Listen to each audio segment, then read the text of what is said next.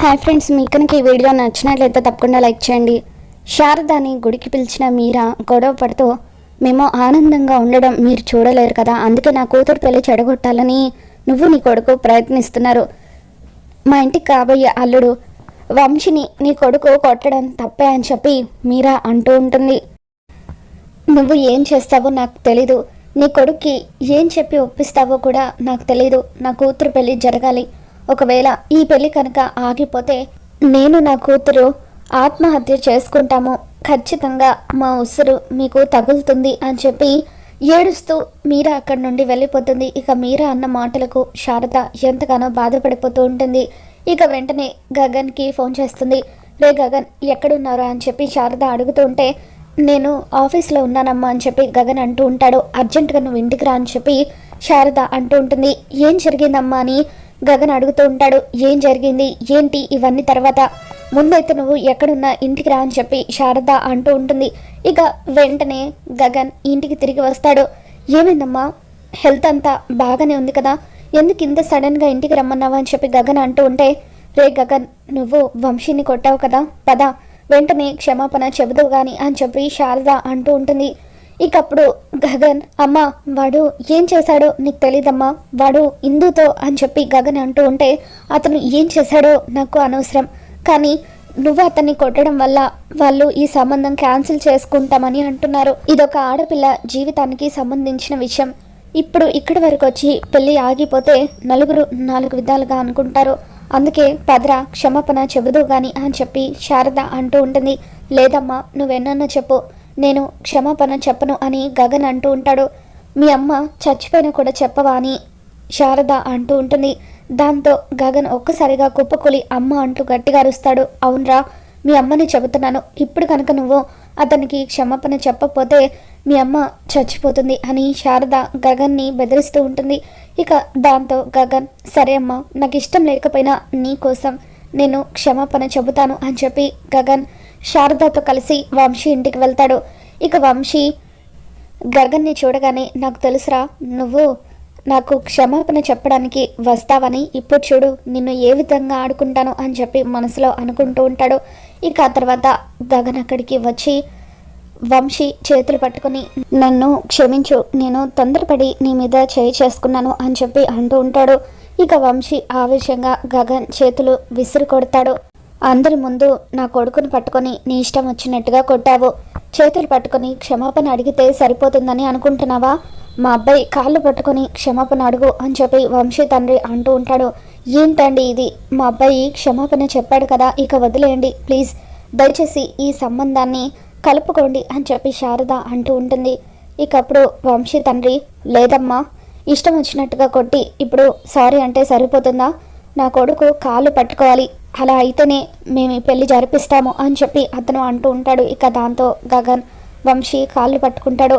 కాళ్ళు పట్టుకొని, నన్ను క్షమించు, దయచేసి ఇందుని పెళ్లి చేసుకో అని గగన్ అంటూ ఉంటాడు. ఇక దాంతో వంశీ తండ్రి ఇద్దరు కూడా ఎంతగానో ఆనందపడిపోతూ ఉంటారు. ఇప్పుడు కాబట్టి క్షమాపణతో వదిలేస్తున్నాను, అదే ఈసారి కనుక నా కొడుకు జోలికి వచ్చావని తెలిస్తే నేనేం చేస్తానో నాకే తెలీదు, వెళ్ళిక్కడి నుండి అని చెప్పి వంశీ తండ్రి అంటూ ఉంటాడు. ఇక గగన్ ఎంతగానో బాధపడిపోతూ ఉంటాడు. శారద కూడా గగన్ పరిస్థితి చూసి ఏడుస్తూ ఉంటుంది. ఇక గగన్తో శారద మాట్లాడుతూ ఉంటే గగన్ ఏమీ మాట్లాడకుండా అలా కన్నీళ్లు పెట్టుకుంటూ ఆఫీస్కి వెళ్ళిపోతాడు. ఇక శారద కూడా ఇంటికి వచ్చిన తర్వాత ఏడుస్తూ ఉంటుంది. పూర్ణి శారద దగ్గరికి వచ్చి, అమ్మ నువ్వు తప్పు చేసావమ్మా, తప్పు చేసింది వాడైతే ఎందుకు అన్నయ్య చేత నువ్వు కాలు పట్టించి మరీ క్షమాపణ చెప్పించావు? చిన్నప్పటి నుండి అన్నయ్య మన కోసం ఎంత చేశాడు, ఎప్పుడు కూడా ఒకరి దగ్గర తల వంచని అన్నయ్య ఈరోజు నీ గురించి అతను కాళ్ళు పట్టుకొని క్షమాపణ చెప్పాల్సిన పరిస్థితి వచ్చింది అని చెప్పి పూర్ణి కూడా బాధపడుతూ ఉంటుంది. ఇక అప్పుడు శారద, నాకు మాత్రం వాడు అతని కాళ్ళు పట్టుకొని క్షమాపణ చెప్పడం ఇష్టంగా ఉందా? తప్పనిసరి పరిస్థితుల్లో ఈ విధంగా చేయాల్సి వచ్చింది అని చెప్పి శారద కూడా ఎంతగానో కుమిలిపోతూ ఉంటుంది. ఇక గగన్ ఆఫీస్కి వచ్చి జరిగిన విషయం గురించి ఆలోచిస్తూ ఉంటాడు, చాలా బాధపడుతూ ఉంటాడు. గగన్ మూడంతా కూడా డిస్టర్బ్ అవుతుంది. మరోపక్క వంశీ తండ్రి అపూర్వకి ఫోన్ చేసి, ఆ గగన్ గడొచ్చి మా అబ్బాయికి క్షమాపణ చెప్పాడు కాబట్టి మేము ఈ పెళ్లి జరిపించడానికి ఒప్పుకుంటున్నాం, మీరు పెళ్లి పనులు మొదలు పెట్టండి అని చెప్పి అంటూ ఉంటే, చాలా థ్యాంక్స్ అండి అని చెప్పి అపూర్వ, బావా ఆ గగన్ గడు వంశీకి కాలు పట్టుకొని మరీ క్షమాపణ చెప్పాడట, పెళ్లి పనులు మొదలు పెట్టమన్నారు అని చెప్పి అంటూ ఉంటే మీరా చాలా సంబరపడిపోతూ ఉంటుంది. ఇక మన ఇందు పెళ్లికి ఎటువంటి డోకా లేదు అని అపూర్వ అంటూ ఉంటే ఇందు కూడా సంబరపడిపోతూ ఉంటుంది. ఇక గగన్ కాలు పట్టుకున్నాడని తెలియగానే నక్షత్ర, భూమి ఇద్దరు కూడా షాక్ అవుతారు. ఆయన వంశీ కాళ్ళు పట్టుకొని క్షమాపణ చెప్పడం ఏంటి, అసలు తప్పు చేసింది వాడు కదా అని చెప్పి భూమి మనసులో అనుకుంటూ ఉంటుంది. ఏం జరిగిందో తెలియాలంటే వెంటనే ఇంటికి వెళ్ళాలి అని భూమి ఇంటికి తిరిగి వస్తుంది. ఇక శారద ద్వారా జరిగిందంతా కూడా భూమి తెలుసుకుంటుంది. పాపం గగన్ గారు ఎంత ఫీల్ అయ్యారో ఏంటో అని చెప్పి భూమి చాలా బాధపడుతూ ఉంటుంది. చెయ్యని తప్పుకి ఆ వంశీ కాళ్ళు పట్టుకున్నారు అని ఆఫీస్కి భూమి వస్తూ ఉంటుంది. ఇక గగన్ క్యాబిన్కి భూమి రాగానే, ఏంటి ఎందుకు ఇలా వచ్చావు అని గగన్ సీరియస్ అవుతూ ఉంటాడు. జరిగింది తెలిసింది, అందుకే మిమ్మల్ని ఒకసారి పలకరించి ఓదార్చి వెళ్దామని వచ్చాను అని భూమి అంటూ ఉంటే, నీ ఓదార్పు నాకేం అవసరం లేదు, వెళ్ళిక్కడి నుండి అని చెప్పి గగన్ అరుస్తూ ఉంటాడు. ఇక ఇంతలో హఠాత్తుగా ఆఫీస్లో అంతా కూడా పరుగులు తీస్తూ ఉంటారు. దాంతో గగన్, భూమి వాళ్ళిద్దరూ కూడా ఏం జరిగిందా అని చెప్పి అక్కడికి వస్తారు. సుధా అనే ఒక ఎంప్లాయీ సూసైడ్ అటెంప్ట్ చేస్తుంది. ఇక దాంతో అందరూ కూడా ఆ అమ్మాయిని హాస్పిటల్కి తీసుకుని వెళ్తారు. గగన్ అక్కడున్న ఎంప్లాయీస్తో అసలు ఏం జరుగుతుంది, ఎందుకు సుధా సూసైడ్ అటెంప్ట్ చేసిందని చెప్పి గగన్ అడుగుతూ ఉంటే, సార్ చాలా రోజులుగా సుధా వంశీ అనే ఒక అబ్బాయిని ప్రేమిస్తుంది, కానీ హఠాత్తుగా ఆ వంశీ తనని మోసం చేసి మరొక అమ్మాయి మెడలో తాళి కట్టడానికి సిద్ధపడ్డాడు. మరొక 3 రోజుల్లో అతని పెళ్ళి. ఏంటని సుధా నిలదీస్తే, డబ్బుంది కాబట్టి డబ్బు కోసం ఆ అమ్మాయిని పెళ్లి చేసుకుంటున్నానని సుధకి చెప్పాడు.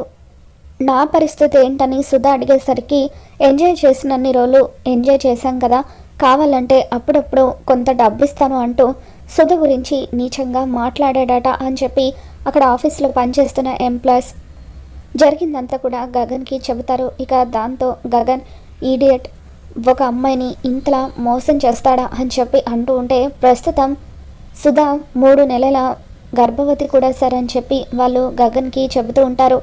ఇక దాంతో గగన్ ఎట్టి పరిస్థితుల్లోనూ వాడిని విడిచిపెట్టడానికి లేదు, ఇంకెప్పుడు కూడా ఏ ఆడపిల్ల జీవితంతో ఆడుకోకుండా వాడికి తగిన శిక్ష విధించాలని చెప్పి గగన్ అంటూ ఉంటాడు. అతని ఫోటోలు ఏమైనా ఉన్నాయా అని చెప్పి గగన్ అడుగుతూ ఉంటే, సుధా ఫోన్లో ఉన్నాయి సార్ అని చెప్పి వాళ్ళు ఆ ఫోటోలను గగన్కి చూపిస్తూ ఉంటారు. ఇక దాంతో అందులో ఉన్న వంశీని చూసి ఒక్కసారిగా గగన్ షాక్ అవుతూ ఉంటాడు. ఇక భూమి కూడా ఆ ఫోటోలను చూసి షాక్ అవుతూ ఉంటుంది. ఇక వెంటనే గగన్ పోలీసులకు ఈ విషయం చెప్పి వంశీని అరెస్ట్ చేస్తాడు. ఇక దాంతో ఈ విషయం తెలుసుకున్న అపూర్వ ఒక్కసారిగా షాక్ అవుతూ ఉంటుంది. బావా, ఆ గగన్ గాడు ఉదయం కాళ్ళు పట్టుకున్నట్టుగా నటించి మళ్ళీ ఇప్పుడు కావాలనే మన వంశీని ఒక కేసులో ఇరికించాడట. ప్రస్తుతం వంశీని పోలీసులు అరెస్ట్ చేశారట బావా అని చెప్పి అపూర్వ అంటూ ఉంటుంది. ఈరోజే వాడి అంతు నేను తేలుస్తాను అని చెప్పి శరత్ చంద్ర గన్ తీసుకొని బయలుదేరి వెళ్ళబోతూ ఉంటాడు. అప్పుడే అక్కడికి భూమి వస్తుంది. ఆగండి అంకుల్, దయచేసి ఆవేశపడకండి, గగన్ గారు చేసిన దాంట్లో తప్పేమీ లేదు. నిజానికి వంశీ ఒక పెద్ద మోసగాడు, మన ఇందుని ప్రమాదం నుండి ఆయన కాపాడారు. ఈరోజు కనుక ఆ వంశీని ఆయన అరెస్ట్ చేయించి ఉండకపోతే ఇందు జీవితం నాశనం అయి ఉండేది. ఒకసారి ఈ ఫోటోలు చూడండి అంకుల్ అని చెప్పి శరత్ చంద్రకి భూమి తన ఫోన్లో ఫోటోలు చూపిస్తూ ఉంటుంది. సుధ అనే అమ్మాయిని వంశీ ప్రేమించాడు. ఇప్పుడు సుధని మోసం చేసి ఇందుని పెళ్లి చేసుకోవడానికి సిద్ధపడ్డాడు, అది కూడా డబ్బు కోసం. ప్రస్తుతం సుధ 3 నెలల గర్భవతి. వంశీ మోసాన్ని తట్టుకోలేక సుధ సూసైడ్ అటెంప్ట్ చేసింది అని చెప్పి భూమి శరత్ చంద్రకి సాక్ష్యాలు చూపిస్తుంది. ఇక దాంతో శరత్ చంద్ర గగన్ తప్పలేదని తెలుసుకుంటాడు. గగన్కి క్షమాపణ చెప్పాలని చెప్పి గగన్ ఇంటికి వెళ్తాడు. జరిగిందంతా భూమి నాకు చెప్పింది, నన్ను క్షమించు బాబు, నేను తొందరపడ్డాను, ఈరోజు మా ఇంటి ఆడపిల్ల జీవితాన్ని నువ్వు కాపాడావు అని చెప్పి శరత్ చంద్ర గగన్కి క్షమాపణ చెబుతాడు. శరత్ చంద్ర గగన్కి క్షమాపణ చెప్పడంతో శరీ చాలా హ్యాపీగా ఫీల్ అవుతూ ఉంటాడు. మావయ్య ఒక మెట్టు దిగి అన్నయ్యకి క్షమాపణ చెప్పాడంటే ఖచ్చితంగా త్వరలోనే ఈ రెండు కుటుంబాలు కలుస్తాయని నాకు నమ్మకం కుదిరింది అని చెప్పి ఇక అదే విషయం గురించి కృష్ణప్రసాద్కి చెబుతూ ఉంటాడు.